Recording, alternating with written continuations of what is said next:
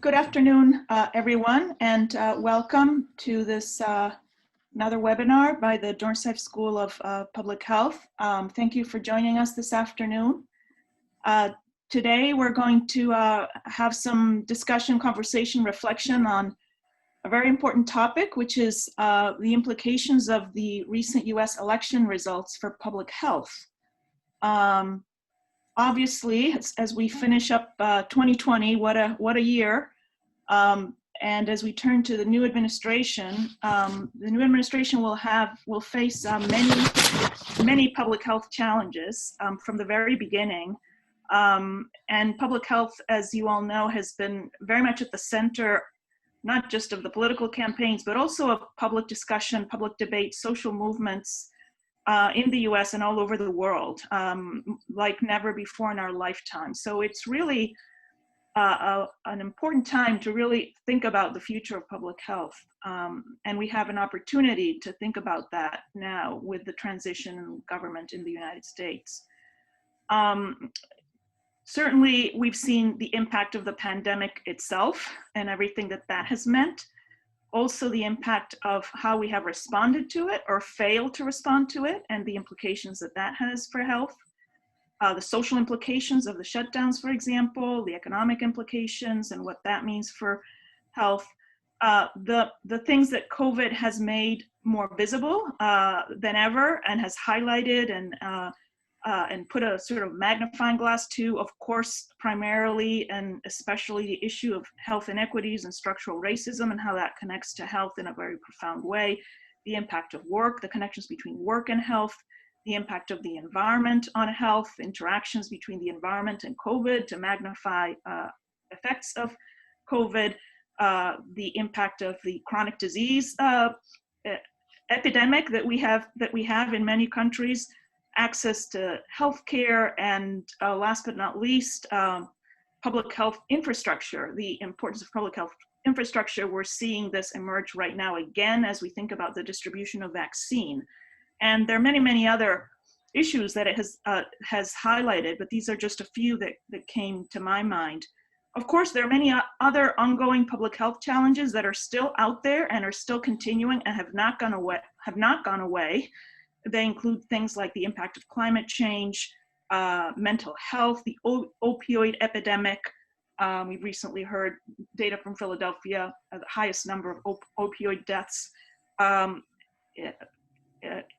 For example, the impact of injury on health, and also traffic-related injuries, and also declining life expectancy that we've continued to see, which is a quite profound and also reflects inequities by geography, by race, by socioeconomic position. So we really have an opportunity, given all of this context, to rethink public health and to, in some ways, broaden it. And as it always has been broad, but in the public discourse, it hasn't perhaps been as broad as it should be, to really encompass how it connects to social policy, to economic policy, housing policy, etc.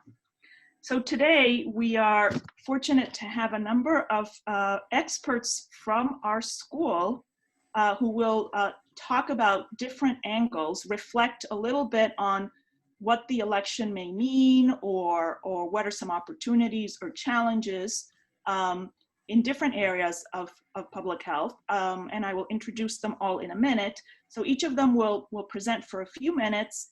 We'll go through all the presentations, and then we will open up for discussion, comments, questions. We ask that people, you can put in your questions in the Q&A, and I will present them to the panelists, and we'll have some conversation. So our speakers today are first Esther Chernak, who is Associate Clinical Professor in the Department of Environmental and Occupational Health and Director of the Center for Public Health Readiness and Communication here at Dornsife, and she will talk broadly about next steps in the pandemic response. Then we will have Jerry Fagliano, who is Associate Clinical Professor and Chair in the Department of Environmental and Occupational Health, and he will talk about implications for the environment and health. Then Robert Field, who is professor in the Department of Health Management and Policy and also at the law school here at Drexel, and he will talk about implications for healthcare. Then Sherrelle Barber, who is assistant professor in the Department of Epidemiology and Biostatistics. She will speak on the topic of health equity and racial justice. Ana Martinez Donate will be next. Ana is professor in the Department of Community Health and Prevention, and she will speak about implications for immigration and health impacts.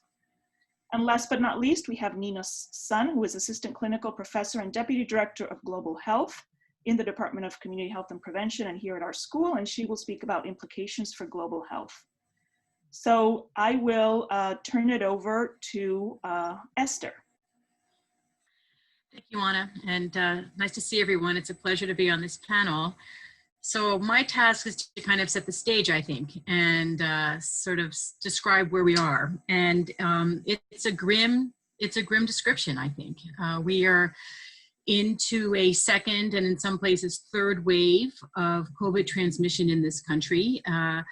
And it is far more severe in terms of transmission than we've had since the beginning of the pandemic in the US that we recognized in January. We are at a point where yesterday we're seeing regularly 200,000 new cases a day in the United States alone. We're seeing, as of yesterday, 3,000 deaths just attributed to COVID-19. And these are metrics we thought we would never achieve. And we are seeing a steep rise in cases, really in many parts of the country, uninterrupted transmission. You know, we are beginning to see the consequences of drains on the healthcare system. We have hospitals full up in many parts of the country, particularly parts of the country that have experienced a lot of transmission in the last 3 to 4 months. So we're talking parts of the Midwest, parts of Western Texas, North Central states where there are almost no intensive care unit beds or ventilator beds. And we're seeing alternate care facilities activated in Nevada and in South Dakota and other parts of the country where hospital beds really don't exist anymore. And the shortages are not just beds, it's shortages of staff and shortages of supplies. And we've had major issues of healthcare workers reusing personal protective equipment. We've had major shortages in the components and the supplies we need just to do testing, diagnostic testing, as well as surveillance screening and surveillance testing. So we are definitely looking at, I think, a public health and healthcare system in an extreme state at the moment. And the really frightening thing is that it's probably not going to get better in the coming weeks. It'll probably continue to get worse before it gets better. We've learned a tremendous amount about COVID-19 in the last 12 months, which is remarkable considering, we didn't really recognize it as a pathogen until November, December of 2019. We have some therapies, not very many, and that's, I think, disappointing. At the moment, we have, a couple of different therapies that work in terms of antiviral effects, monoclonal antibodies, which you seem to be able to get if you're an elected official or politically connected. And we have the antiviral remdesivir, which works modestly well, and we have dexamethasone as an anti-inflammatory, which seems to be the most effective intervention we have at the moment. But we've gotten better at taking care of folks, and that's a good thing. We've learned a lot about transmission. We've learned that aerosols are an important component of transmission, and that has a huge impact on the non-pharmaceutical intervention recommendations that we make in terms of trying to prevent spread. But I think the biggest silver lining in all of this is that we are hopefully weeks away from potentially widespread vaccine administration. And that's really been, I think, the hope that we have in terms of turning this thing around. Today, the Food and Drug Administration will vote on the first messenger RNA candidate vaccine and hopefully approve it through an emergency use authorization. The same vaccine's been approved in Britain, and Health Canada has approved it this week, and there are a number of other vaccines in the pipeline. Sadly, those, the widespread use of those vaccines is probably at least 60 days away, maybe more, but certainly that's silver lining. And I think we all kind of feel like if we can there's light at the end of the tunnel, if we can really do what we need to do in terms of social distancing, et cetera, to try to curb some of the transmission. So if you were to ask me, what do I look forward to with the new government in Washington, I would say, there's not a lot. I think President-elect Biden has proposed some really admirable initiatives in the first 100 days of his administration. It's troubling to think we have to wait for those 100 days to begin. We need an immediate shoring up of healthcare supplies and medical supplies, personal protective equipment, testing supplies, et cetera. We need to shore up the healthcare system. And we need to, have an aggressive and I think clearly conceived vaccine distribution plan. And I'm sure my colleagues will expand on all these things in the course of the next hour and a half. Thank you, Esther. I think we can move on to Jerry. Please remember that if you have questions, you can type them in the Q&A and we'll get to them after the speakers. Thank you, Anna, and thanks for inviting me to speak on this distinguished panel. So yeah, I will be talking about environmental policy. I'm going to narrow it just a little bit because that's quite broad. I'm going to narrow it to climate, which is slightly narrower, but also an enormously broad topic. And also, I want to touch a little bit on environmental justice. And so when we look to the new Biden administration, what are the kinds of things that we might expect to see happen? I think there are a few short-term, relatively easy things that the Biden administration can do to start to reverse some of the policies of the Trump administration that are not, have not been good for the environment and have set us back, particularly in climate, quite a ways in terms of the progress that had been made through the end of the Obama administration. So those easy things to do, first, the Biden administration can relatively easily rejoin the Paris Agreement. It takes 3 years to leave, and the US has officially left as of early November of this year. But it only takes about 30 days to rejoin. So it's simply a letter from President Biden to the United Nations declaring that intention, and 30 days later, that will become effective. So the US can rejoin Paris quite easily. The second relatively easy thing that the Trump administration can, the Biden administration can do to reverse certain actions by the Trump administration is through the executive order process. Many of the things that the Trump administration did were by executive order, and just as easily the Biden administration can reverse them or rescind some of those orders. Those include things such as the Biden administration can redirect federal agencies to begin considering or to consider climate in policymaking. Another executive order could reinstitute restrictions, say, on offshore energy production, or reverse some of the fast tracking of pipeline and fossil fuel development policies that the Trump administration put in. So those are some of the easier things that can be done. The Biden administration could also issue a new executive order which directs federal agencies to begin reversing some of the regulatory moves that were done by the Trump administration, and that will take much longer, and in terms of years potentially. But some of those issues that the Biden administration can address through new rulemaking are looking at things like fuel economy standards for vehicles, reinstituting the Clean Power Plan to replace the Affordable Clean Energy Rule that was proposed by the Trump administration, and the like. There are several actions that can be taken. Many of those regulatory actions taken by the Trump administration are still in the proposal stage and have been are being challenged. And so I think some of these reversals may actually end up happening in the courts as well. And maybe Rob Field can talk about that a little bit more. The last thing I wanted to mention is just the fact that one of the important things that the Biden administration could do is to restore respect for science in environmental, across all the federal government, but in the environmental arena in particular. And not just restoring respect for science, which I think we hear a lot about, but also restoring respect for principles of social justice, which go in many ways can go hand in hand when we think about environmental policies. And simply through strengthening advisory committees, listening to agency task forces and work groups, and not ignoring them in the rulemaking process, those things can go a long way to begin repairing some of the damage. So I'll end there and turn it over to the next speaker.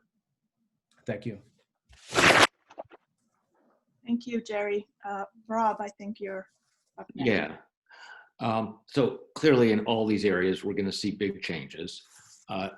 Two aspects to consider in terms of healthcare and the healthcare system are what would Biden like to do and what realistically is it going to be able to do. Even if the Democrats were to gain the Senate with the 2 runoff elections in Georgia, it would still be very difficult for him to get major reforms, the kinds of things he'd like to do to expand the ACA. But as Jerry was saying, a lot of what Trump did was through executive orders. And if one president can order them, another president can order them to be rescinded. And I would expect a lot of activity in that regard after January 20th. I wanted to show a couple of slides if I can.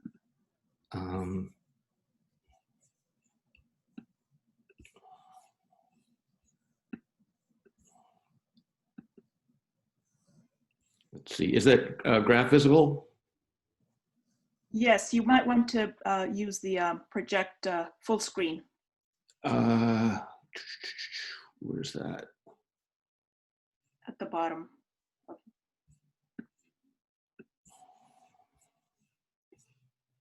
I don't. It's okay. Let me just expand this. It's okay. It's fine. So what I thought was interesting here, it's a Gallup poll, is that views of the healthcare industry, which were negative up until early 2019, started to become positive around the beginning of 2020. This graph is from early 2020. I expect the difference is much larger now. So you can see a net favorability of 20 points. That suggests there's going to be a lot of momentum to do things to shore up the industry. And I think that will help Biden a lot as he tries to institute reforms. So where are some of the areas he can do things? First, we'll talk about the ACA. He was one of the architects of the ACA 10 years ago. He would love to make major changes. The 2 biggest changes he would like to make are adding a public option to the exchanges, sort of like a modified Medicare buy-in, and then changing the structure of the subsidies. So there's no longer a cliff at 4 times the federal poverty level, and the subsidies are more generous. I don't think he has much chance of getting that. They require some substantial funding, and I think there'll even be resistance. There would even be resistance among Democrats. But if you look at the ACA overall, why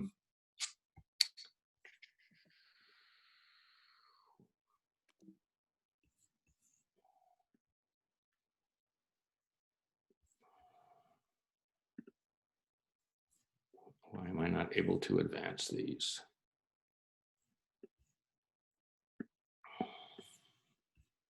You might have to stop sharing and share again. Sometimes that happens. Yeah.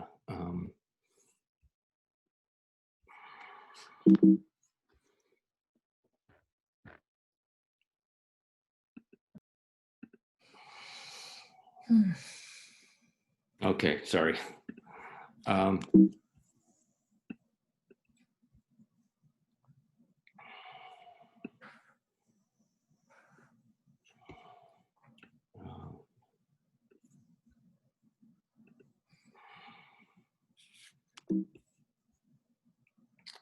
Okay, I guess that isn't working. What I wanted to show was that the ACA has become extremely popular. It is now at its highest level of popularity. It's at 55%. And I think that efforts to shore it up, even if he can't get his major changes through Congress, are going to have a receptive public. In addition, his appointment of Javier Becerra as the next head of HHS, I think is very significant. This is someone who's made his name in healthcare recently by leading the Democratic attorneys general in resisting the Republican suit to dismantle the law.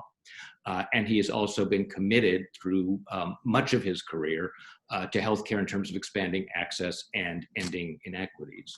So I think that says a lot about where Biden would like to place his emphasis. So what could he do with executive orders?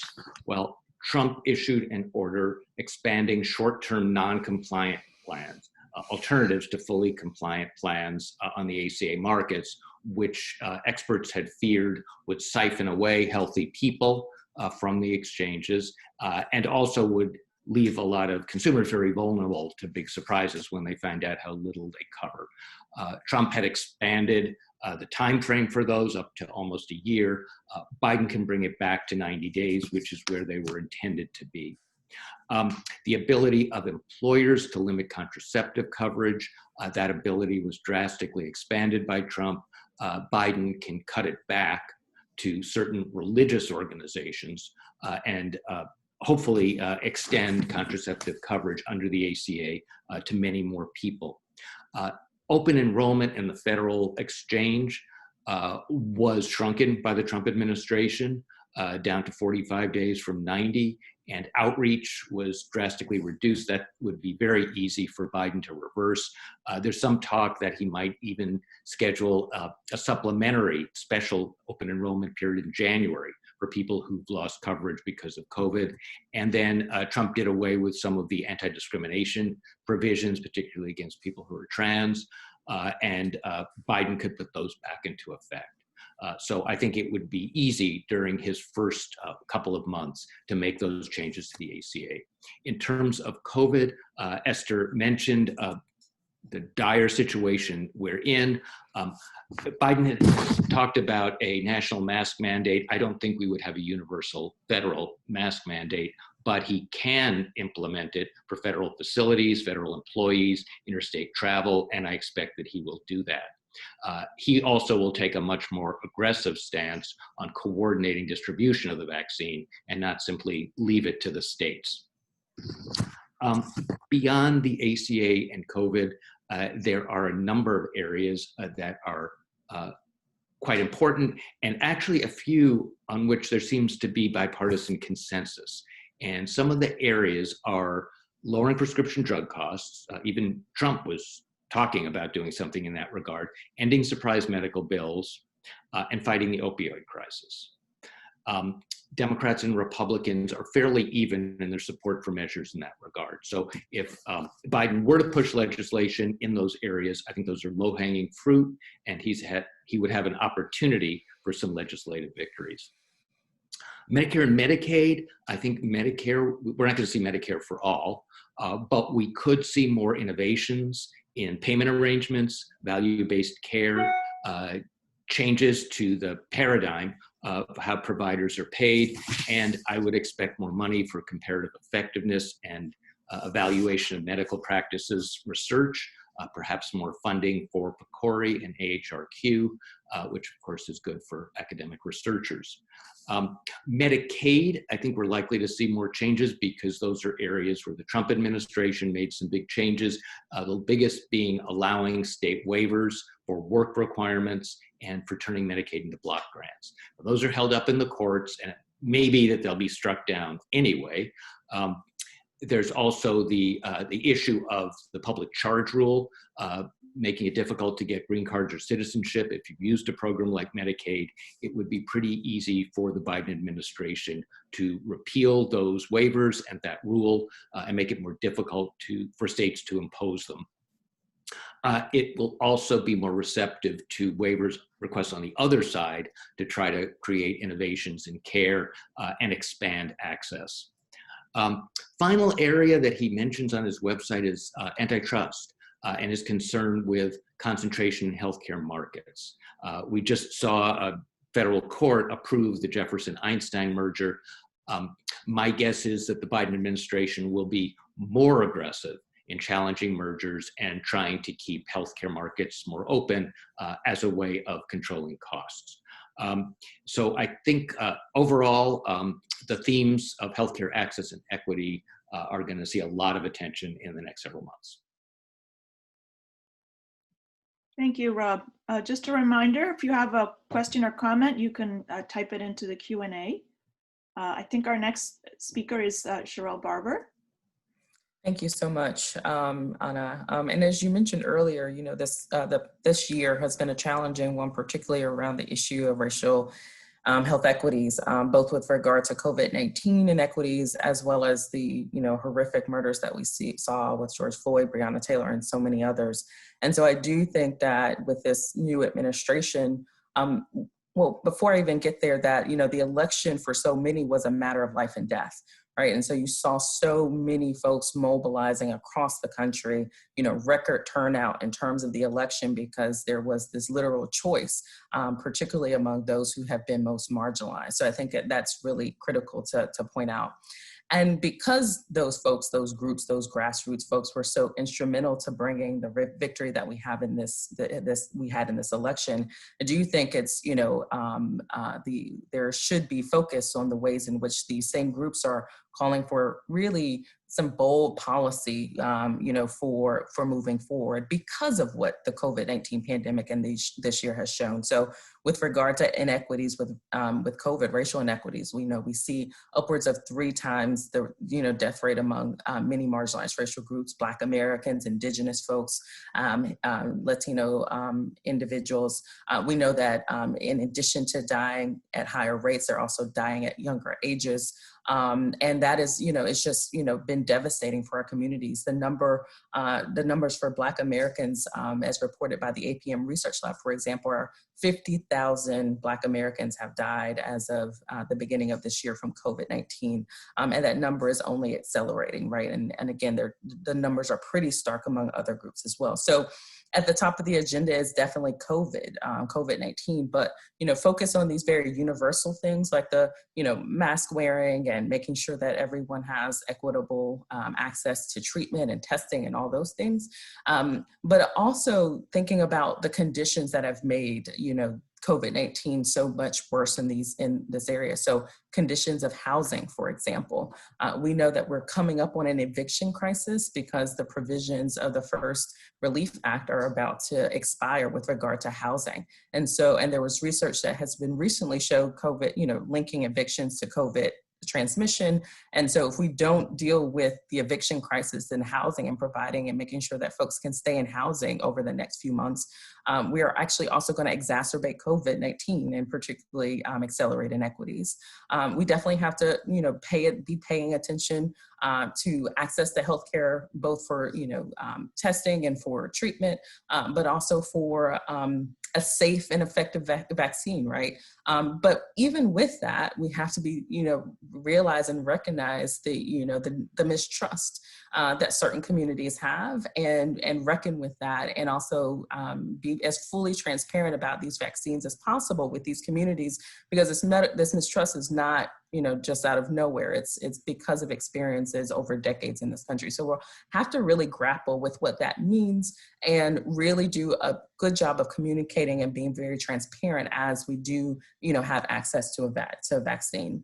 The other thing is that we need to be thinking about relief, right? And so the economic ramifications of COVID-19 have not been felt equally. And so unemployment rates, again, eviction rates, and other economic consequences of the COVID-19 pandemic have not been felt equally. So in our recovery, and as we think about a new relief package, how are we making sure that folks literally have food to eat, literally have a place to stay, literally have access to some of the basic necessities, because what we're seeing right now is people are struggling. And we need to be focusing on and have a very comprehensive relief package that addresses these issues among the most marginalized. So that's COVID-19. I also think that this year, again, has, just magnified our need to really address structural racism as a public health crisis. We're seeing many states, we're seeing cities and some towns, a few states, implementing these policies, but there was actually legislation that was introduced by Ayanna Pressley, Elizabeth Warren, and Barbara Lee out of California in September to declare racism a public health crisis at the federal level. What they are proposing is that CDC has a whole center on anti-racism and public health, that they give funding to research and study and implement policy actions towards this. And I think that legislation is something that also should be taken up and expanded in this moment. So I think there's some real momentum around doing this at a federal level that could be looked into. And then finally, the COVID-19 pandemic, definitely we have to pay attention to that. But what does what we saw, the depth of the wounds that we saw this year, mean about how we move forward with regard to bold policy? And some of the grassroots organizations like the Movement for Black Lives, like the Poor People's Campaign, are really putting forward some bold policy initiatives that really aren't, they're bold, but they're actually what we should have been doing all along. For example, raising the minimum wage to $15 an hour so that people have a living wage, making sure that people have full access to medical care. In this moment where we're also thinking about the climate, how can we create a jobs program around the climate crisis that would, create new green jobs for those who are most impacted? Expanding voting rights, because we also saw that in this pandemic and with this last election that there was still this push to make sure to keep people from voting and engaging in the democratic process. And so how do we guarantee that and shore it up for future elections? And then I'll also just finally mention the BREATHE Act, which is a direct response to the police killings that we've seen over the last year and many years before that. And the BREATHE Act, again, is something that policy that has been put or suggested by some of the grassroots groups like the Movement for Black Lives. And it really talks about divesting federal resources from incarceration and policing, investing in new non-punitive, non-carceral approaches to community safety, allocating new money to build healthy and sustainable and equitable communities, and then holding political leaders to their promises to help to really enhance self-determination of Black communities. All of these things are possible. There are grassroots movements who are going to be organizing around that, and it's actually what we need in order to move forward from the horrors of what we've seen this year. So I'll end there. Thank you, Sherelle. Our next speaker, I think, is Ana Martinez Donate. Hi. Hello, everybody, and thank you for inviting me to be part of this panel. As Ana mentioned at the beginning, I am going to be reflecting a little bit on immigration and health, and sort of like where we have been and where we are going, hopefully. I guess it's more of a wish list for me. I want to start by saying that when we talk about immigration and immigrants, I think it's important to keep in mind that we're talking about a really heterogeneous population. And so oftentimes we're going to be talking about health issues, disparities, and factors that contribute to those that are going to apply particularly heavily for certain immigrant populations based on the social determinants of health that we know are linked to health outcomes. So currently in the US, we have about 45 million foreign-born individuals, and within that large population, we have to think about those who lack citizenship, and particularly those who lack the option to stay and work here as the most vulnerable segment within this large immigrant population, actually the largest in the world when we think about the percent of the population, the size of the population compared to other countries. Importantly, the majority, or basically 50% of immigrants in the US are going to be from Latin America and the Caribbean, and these immigrants in particular present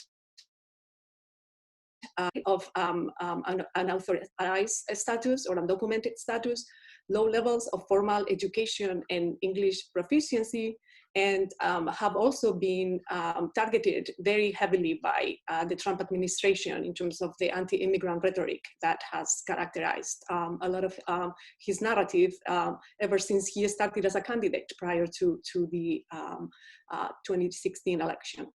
So something that we also need to keep in mind is the important role that immigrants play when it comes to the economy and the labor force. And about 18% of the labor force here in the US is actually occupied by immigrants, by foreign-born individuals who are working mostly in the majority of the cases in essential jobs and frontline jobs. And this has had important implications for the disproportionate impact that COVID-19 has had on this population. So for the last 4 years, and then again, even before the previous election, the 2016 elections, we have been waking up with terrible news regarding immigration policy and enforcement. News about families being separated, news about DACA, the program that protects the so-called dreamers or immigrants who arrived in the country as children, and have been in the state continuously since they arrived here, but they lacked documentation, right? And this is a program that has had the sympathy and support of most of the U.S. public. But again, this was targeted by the Trump administration since very early on after he took office. News about the public charge rule, which Robert mentioned, and the expansion of the type of benefits that, if used by immigrants, would be held against them when they would want to apply for a visa or regularize their status or transition from a visa to a green card or from a green card to citizenship. So all of this has created a very toxic environment for immigrants in this country. And it has been a really scary and frightening time to be an immigrant in the States. So in addition to policies and attempts to change policies like DACA and public charge, we've also seen increases in enforcement. So really the more targeted and prioritized strategies that the Obama administration had, especially over his last years, where the efforts were really focused on immigrants that had criminal records. The approach during these past 4 years has been a more widespread, a more indiscriminate kind of approach where immigrant families, law-abiding, without any criminal records, have been targeted and subjected to raids at workplaces, in their homes, and in communities, including sometimes in hospitals and even in courts. So again, adding to this toxic environment. For example, just to give you a figure, the percent of individuals who have been deported that don't have any criminal record has more than doubled since the Trump administration started and continued with these practices. All of this, as I was saying, has created a very toxic environment. It's pervasive here, reduced access to services, sometimes because of actual changes in the eligibility to access services, and sometimes due to what's called chilling effects. This fear that perhaps if you seek this type of benefits or this type of, or you apply for a particular type of program, that you might compromise your ability or someone else in your family's ability to obtain a visa or obtain a green card, etc. And this has had impacts on the health of immigrants. And research has been produced and has been accruing, documenting this negative impact of these immigration policies, this enhanced enforcement, practices, and the physical health, the mental health, the participation in public benefits programs, and access to health services among immigrants and their families. Because let's remember too that immigrants are not isolated. Households that have immigrants typically also have US citizens living under the same roof. And of note, for example, 1 in 4 children here in the US has an immigrant parent. So these policies and these pervasive fear and toxic environment are having a clear impact on the next generation of kids that are, the children of immigrants, and were born here, are here to stay, and we're really just hindering their ability to achieve the best outcomes in life and their ability to thrive. Everything was bad already, right? We were seeing this toxic environment, as I was saying, and then the pandemic hit. And that was, I've heard the term, the perfect storm. And I think this is one of those cases where it applies, where things were bad and then they got much, much worse. We don't really have hard data on what is the impact of COVID on the foreign-born population. The CDC doesn't collect that information, and those data are very hard. But we've seen outbreaks in industries that concentrate very large numbers of immigrant workers. For example, meatpacking industries, agricultural fields. And we know that among certain populations, we have COVID data by ethnicity and race. And we know, for example, that Latinos, 1 in 3 Latinos are foreign born. And we know that they, along with African Americans, are among the groups that are way overrepresented in terms of cases of COVID-19, in terms of hospitalizations and deaths, as Sharrelle was mentioning also earlier. So we do know that immigrants are bearing the brunt of the COVID-19 effects. And this is largely because, as I said, they're employed in sectors that are considered essential or frontline. And this includes, as I said, agriculture, meat processing, health services as well, and personal care and services. The effects are also indirect effects in terms of, this whole pandemic and the socioeconomic situation that it has created have also been felt more intensely by immigrants. For example, many of these jobs don't really offer sick leave or unemployment insurance when certain sectors such as hospitality, for example, had to shut down for weeks and months due to the pandemic.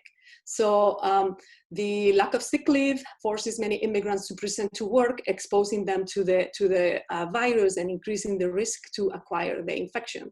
And the lack of employment insurance increases the economic hardship that has ensued as a result of the measures put in place to contain the epidemic or the pandemic.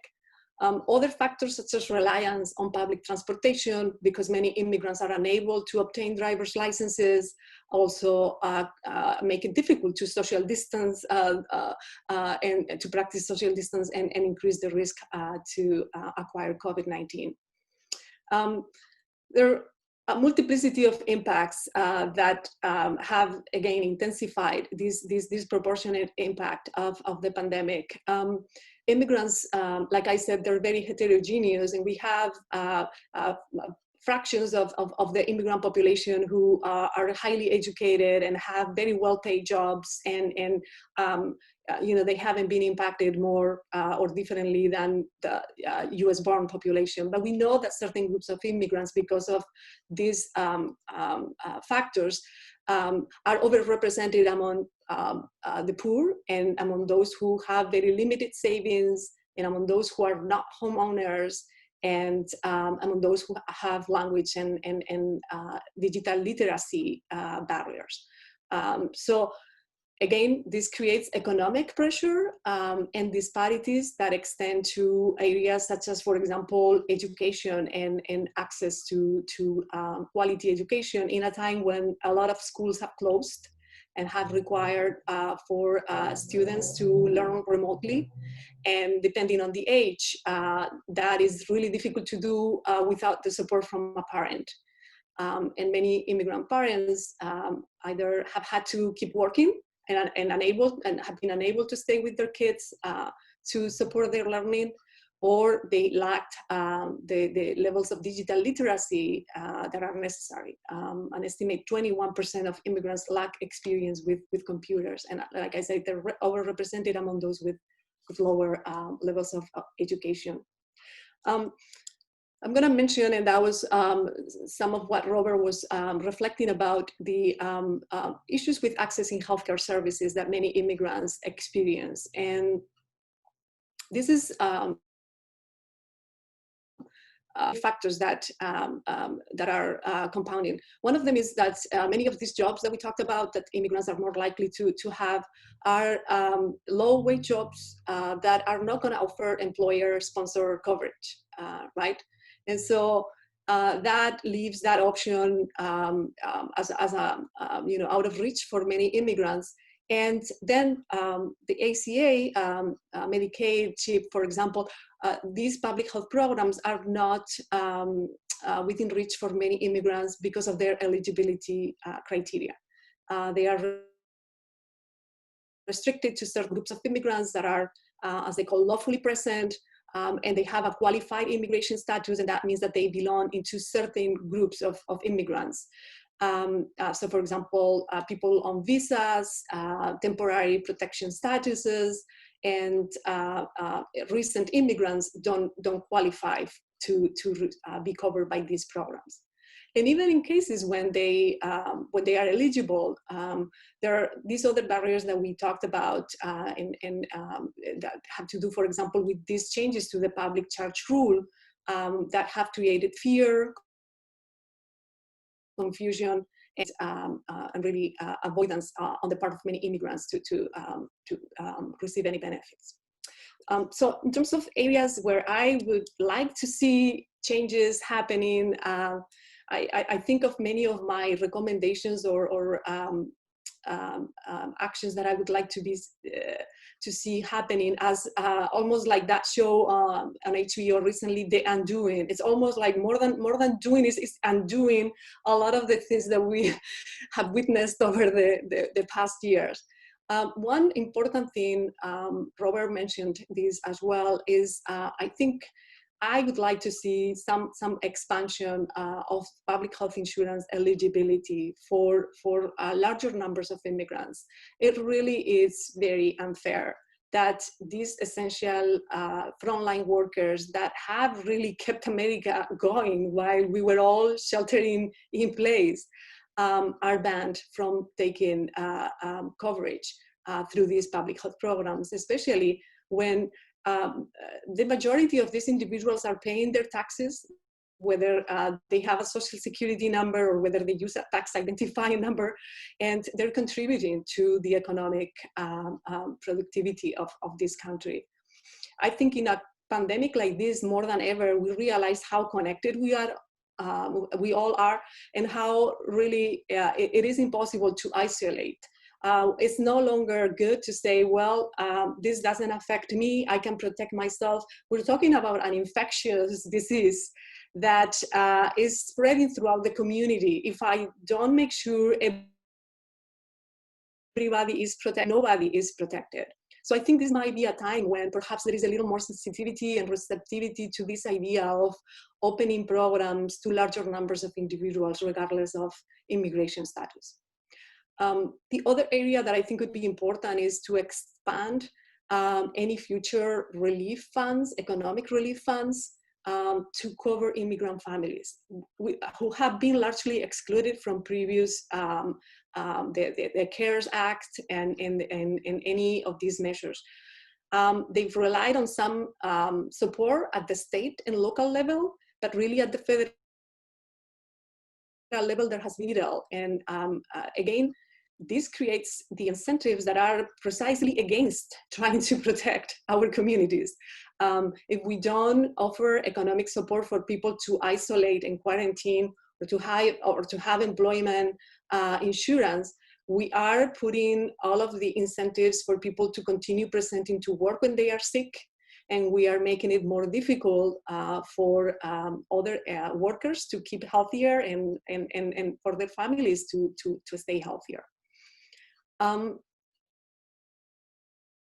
Hope the next administration is going to vary that public charge rule, which has gone through so many attempts to be expanded and is caused so much confusion and fear. And I hope that we can put that to sleep for good. And similarly for DACA, I hope that we can actually protect this important program that it covers 750,000 young men and women who are parents of 250,000 US citizen children, and who also represent about 200,000 essential workers. That's such an important program, and I would hope that President Biden would actually do more and would provide these dreamers a path to citizenship, because DACA is not good enough, but at least it's something. I would like to see DAPA, which was a program that was attempted by the Obama administration, which would be the equivalent to DACA, but for parents of US citizen children. So we can stop breaking these families and separating families when they meet criteria that, there's no criminal records, there's nothing that represents a concern for these families, and that allows these families to stay together.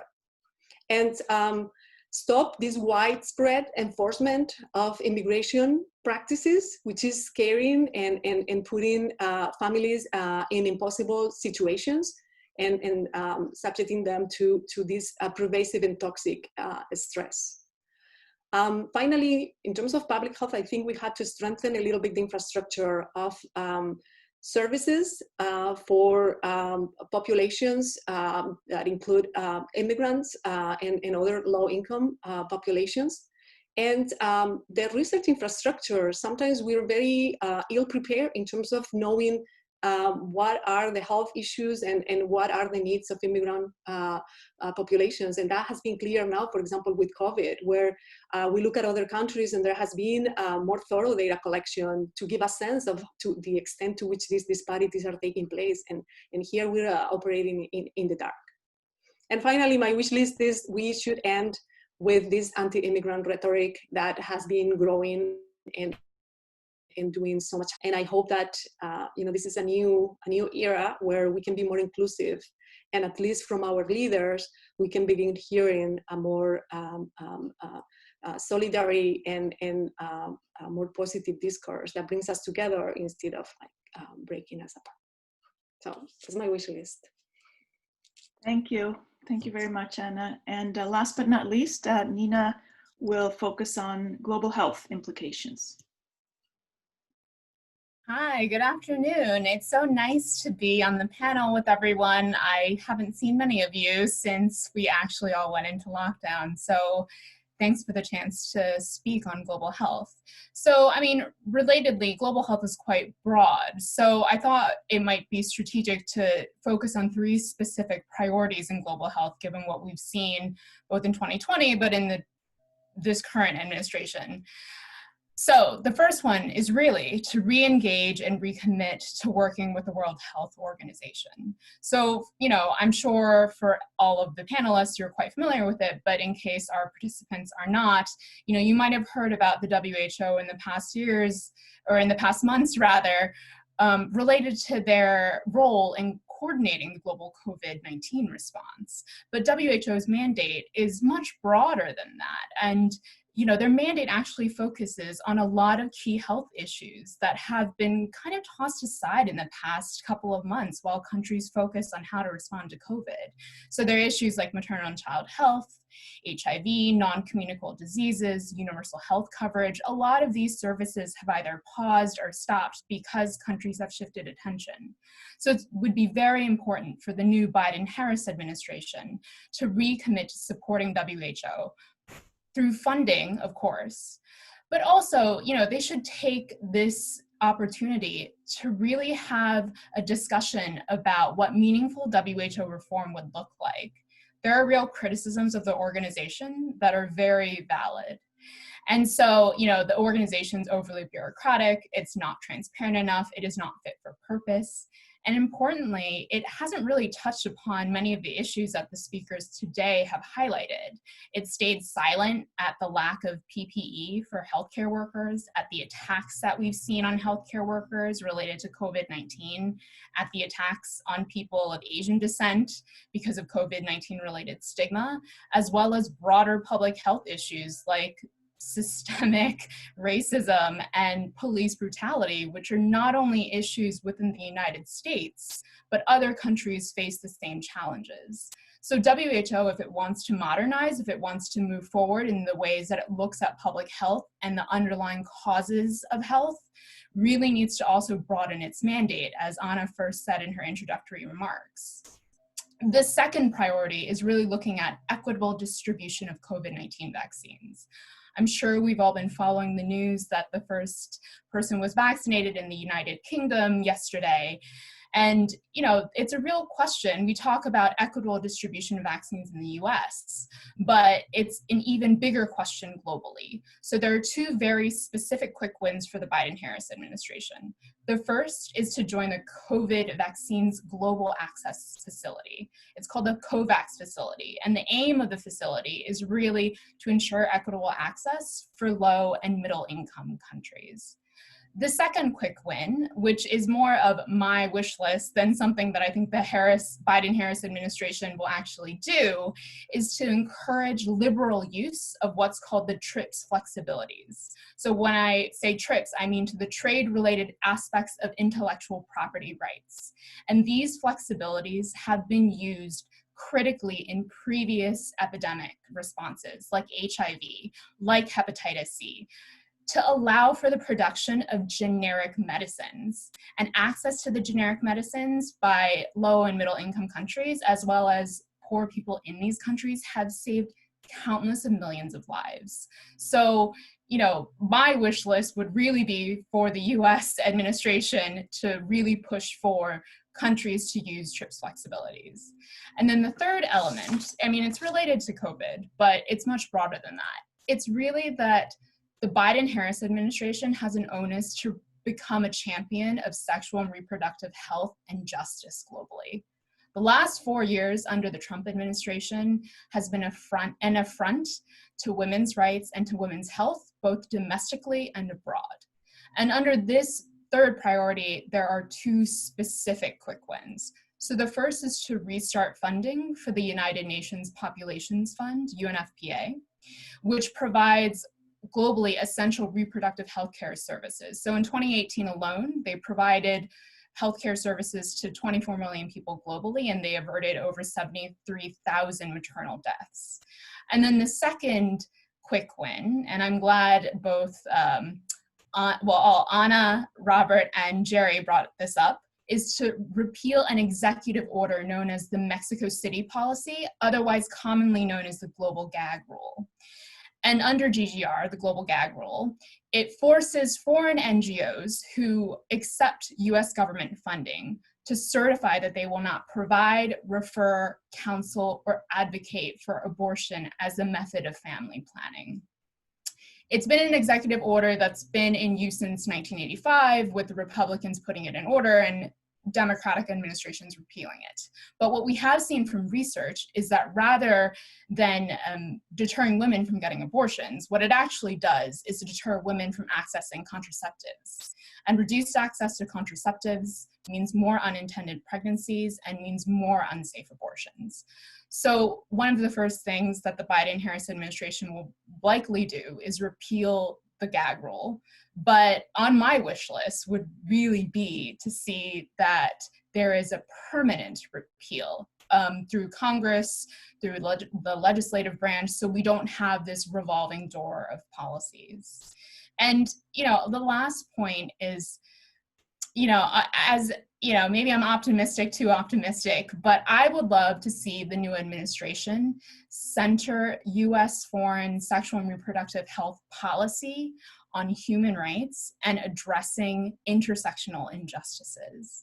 And it's important to recognize that the United States is a very important player in the global field. It needs to recognize that it is a powerful global north country. And when you're going into other countries and you're meaningfully trying to help low and middle income countries, what does it mean to have that role? What does it mean to look at that power structure? And how do you actually craft health responses that are country-owned and community-centered and truly meet the needs of the people who you're trying to serve?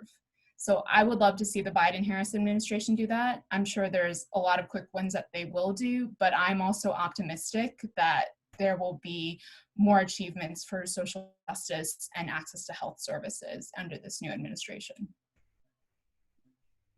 Thank you very much, Nina. Thank you to all our panelists. I think this was a great overview. As several of you mentioned, there are a number of quick things that can be done, some of which are undoing, the undoing, as Anna was referring to. But if we try to think more broadly about opportunities to create change, broader change that doesn't necessarily put us back to where we were before the past administration, but moves us forward in ways, in ways perhaps, the opportunity that COVID has created because it has shown or made all these things more visible.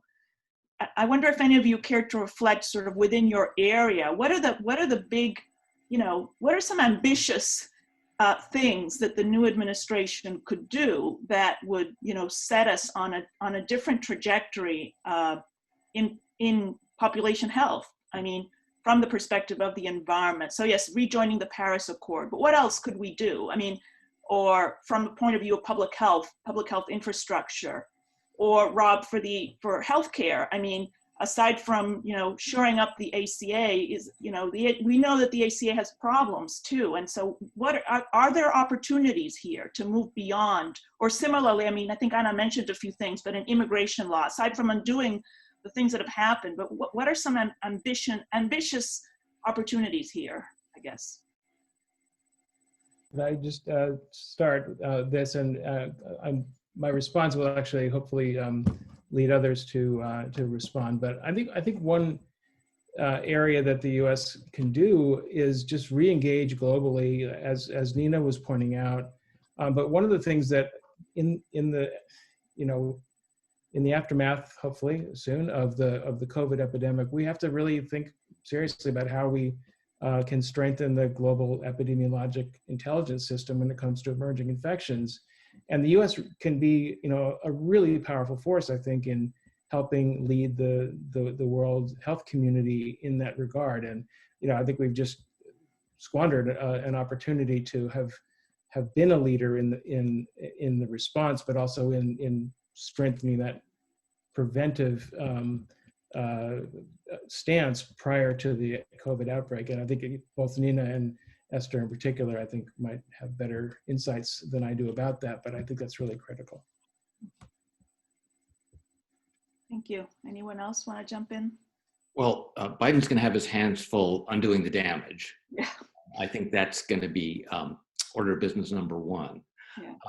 To move things forward, if he did have a Democratic Congress, it opens the possibilities. Although even if the Democrats win the 2 seats in Georgia, it's going to be so close in the Senate and even in the House, it's going to be tough to do anything major. It seems to me his biggest opportunity is working with Medicaid. Now that would involve the blue states primarily, but experiments, innovations, demonstrations in those states with expanding coverage, encouraging healthy behaviors, new kinds of system infrastructure. I think there's a real opportunity there. Medicaid serves something like a third of the whole US population, 40% of all children, covers 40% of all births. So to work with that as a way of expanding access and increasing equity, I think is one of the, if not the strongest lever that he has.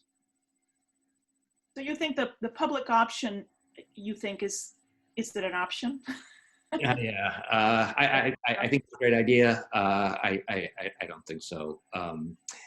For one thing, it would involve money, and even some Democrats would balk at that.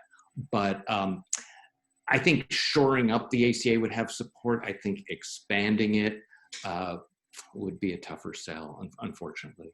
Mm-hmm. Esther? I hear you say that, because my response to Anna's question, first and foremost, this is, if you're not going to let a crisis go to waste, this is our shot at getting rid of employer-sponsored healthcare and approaching some sensible way of universal healthcare. There's lots of ways to get there. We're probably going to have to try multiple things, but I'd like to think that some combination of expansion of Medicaid, expansion of Medicare, offering a public option through the ACA, but at the very least, just galvanizing the will, because we haven't had that. And, this pandemic has really shone a spotlight on the inequities in healthcare access and the craziness that, that we have to endure just to access healthcare in the context of a pandemic. So I would like to think, if there's anything we do post-pandemic or in the response to this pandemic, that would be one thing, is figuring out a way to make sure that we provide health care access more equitably. And I do think this is our chance to really, really bolster the public health system. I mean, we're at a point now where, a year ago, no one knew what public health departments do. I'm not sure what people know now, but they know a little bit more than they did a year ago. And this is our chance to really strengthen the public health system and ideally, build better, more effective bridges to the personal healthcare system. But I think public health departments have really been strapped to just do basic things in this pandemic. And this is a chance to figure out a way to shore them up so that we can deal with the next pandemic and the range of public health crises that all of you have mentioned that really threaten the health of our populations. Those would be my two things. I'll stop there because that seems like a lot. Yeah, I mean, you would think that at minimum, what we've been through with the pandemic would motivate, some real grappling with the public health infrastructure and how it connects with the healthcare system. I agree. I mean, if this doesn't do that, then there's little hope, because, what we've seen, and I think what we will continue to see, because I think the vaccine delivery will be a major challenge. And I think we will see the public health infrastructure issue emerging again, and the fragmentation of the healthcare system as a major barrier in delivering the vaccine the way we should be delivering. So I don't know, did Nina or Anna want to jump in on this issue or? Yeah, I mean, I feel like I've already said in my presentation some pretty ambitious goals, but I will say what I'm most excited about in terms of just very much nerding out on this is the fact that, South Africa and India have recently gone to the World Trade Organization to ask for a patent ban related to COVID-19 vaccines, which is unprecedented. I mean, the idea that, the rationale there is so many governments have pumped public money basically to many of these pharmaceutical companies, and they've taken the time to develop these vaccines, that it should really be, so-called a people's vaccine. There's a whole movement called the People's Vaccine Alliance, as opposed to a vaccine for profit. And so the idea of, taking the unprecedented step to just the idea of just banning patents in terms of, intellectual property as being a cause of prohibitively high costs for treatment and for diagnostics is really exciting, because it really allows not only, we talk about healthcare coverage for all, but it also expanded access to these essential vaccines, diagnostics, and treatments writ large for other diseases as well. One opportunity there is that there are dozens of vaccines in the pipeline. We're seeing 2 that are about to be approved, another one, AstraZeneca's, that probably will be approved in the next month or so, but then there are dozens behind them. So unlike some of the antiretroviral drugs and others where there were monopolies that made patents a huge barrier, if we do have a multiplicity of different vaccines, that might help the distribution situation, particularly in the developing world. Any other comments? Ana, do you? I think I would jump into the wagon of, moving closer to universal healthcare. That I think that would also work well to reduce disparities that affect immigrant populations. And I think there's, I know it's a very idealistic goal, difficult to envision here in the US, but I think that, the world is filled with examples where, other countries are able to do this. It doesn't break the bank. In fact, it actually, results in less spending in healthcare and better outcomes. So I think we had to, at some point, that the data are speaking to us. In the immigration sphere as well, being very ambitious, it would be good to see some immigration reform happening. Is long overdue. Obama tried to do it. They wouldn't let him.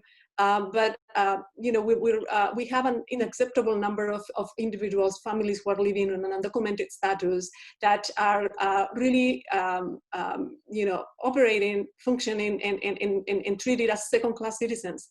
It's almost like the new slaves of today's world. And we need to do something for that. We need to provide a path.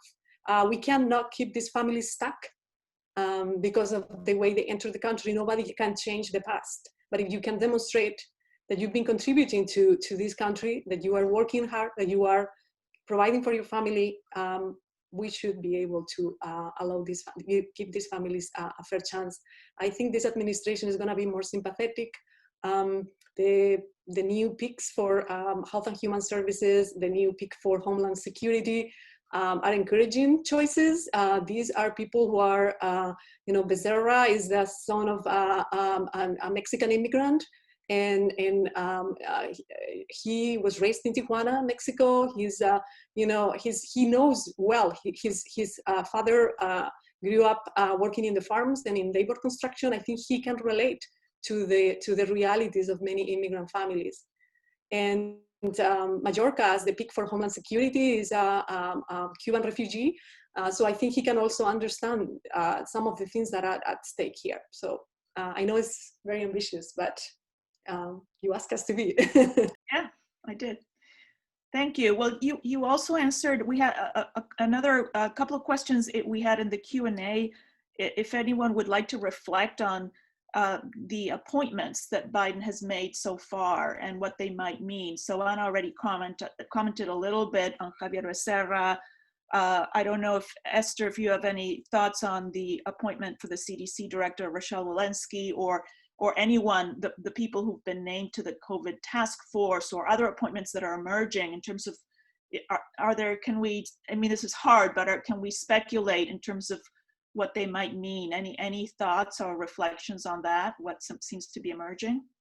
Yeah, I mean, these are all really strong appointments. Rochelle Walensky is a well-known ID doc who's been working in HIV and other areas of infectious diseases for decades now. I mean, Vivek Murthy is the Surgeon General with an expanded job description. The COVID task force is a who's who in infectious disease and vaccine research and epidemiology. I mean, these are great people. And so it suggests to me that and the nice thing about all those appointments, they were made early on, not long after the election. And it signals that he recognizes that this pandemic is problem number one, and he has to come out of, begin on day one by addressing it and having very specific concrete plans. And I think those are all people who will help him, address things immediately. It also signals that he wants strong public health organizations, a strong CDC, a strong Surgeon General office. I mean, he still has other appointments left to fill, but these are all great signals from my perspective. And it's going to be a science-based, approach to dealing with the pandemic. And I think he understands the importance of the mantle of public health leadership and having strong people there, and understand how the presidency needs to be at the helm of, promoting mask use and common sense approaches to, preventing disease transmission. So those are all great signs. The one thing I would add, I mean, if we're really going to be bold and talk about major changes, to me, one of the biggest issues is the spotlight on our failing social programs in this country. And, you look at, you turn on the news and you look at restaurateurs talking about how they have to stay open. They have no way to feed their families. They shouldn't be in that predicament. We ought to have a safety net that, you know, is more than, you know, economic recovery. This is rescue. We need to sort of allow people to keep, you know, to abide by our non-pharmaceutical interventions, our public health control measures, without starving their families and themselves. And look at the way the K through 12 educational system has had to respond to this pandemic, and it's chaos. And this could have been an opportunity to really infuse our educational system with resources that would improve our teacher-student ratios and provide resources to school that would have long-lasting benefit beyond the pandemic. Instead, we have private schools open because they have the money to test kids and have smaller classrooms, and public schools that are closed, and huge inequities that should not exist. I'd love to see us realize those things and recognize them, and for the administration to really do some bold proposals to redress them. That would be they're corollaries to universal health care, but they're huge parts of health and equity in our society, in my view. Yeah, I mean, I think the issue of the safety, so social protections in general, right? And also, you know, sick leave, paid sick leave, you know, all the things that, you know, the other societies have in place that are part of the welfare state and that play such a key role.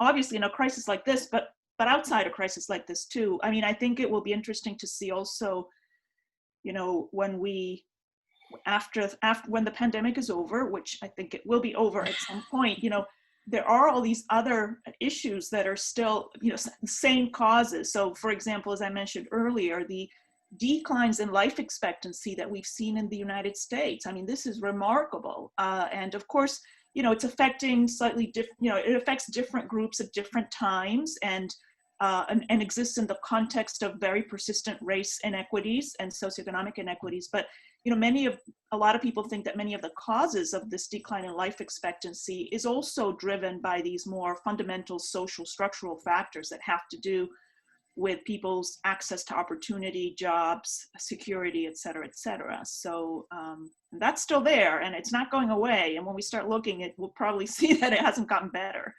So. Well, on the positive side, we'll be hearing a lot less about hydroxychloroquine and Clorox and Lysol. Yeah.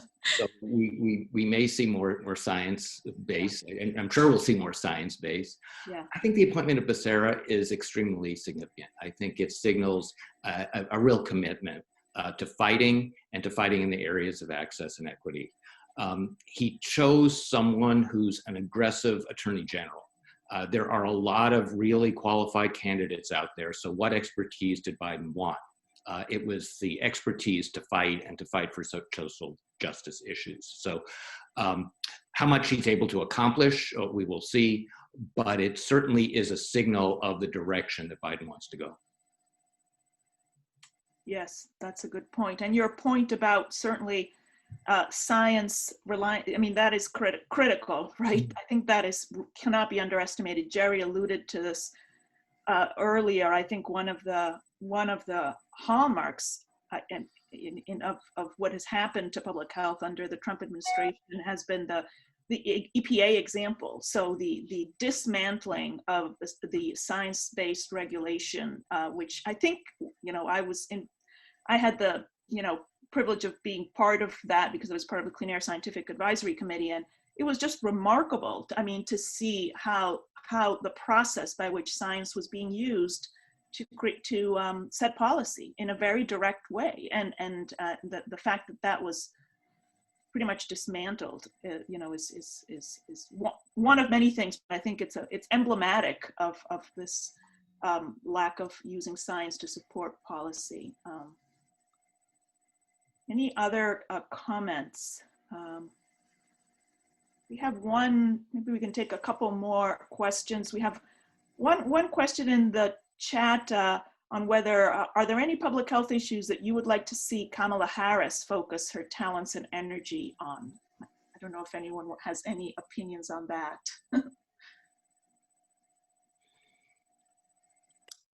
Well, I love Kamala Harris. I think she is just symbolic in so many ways, you know, as a female, as a member of, you know, minority group, as a daughter of immigrants.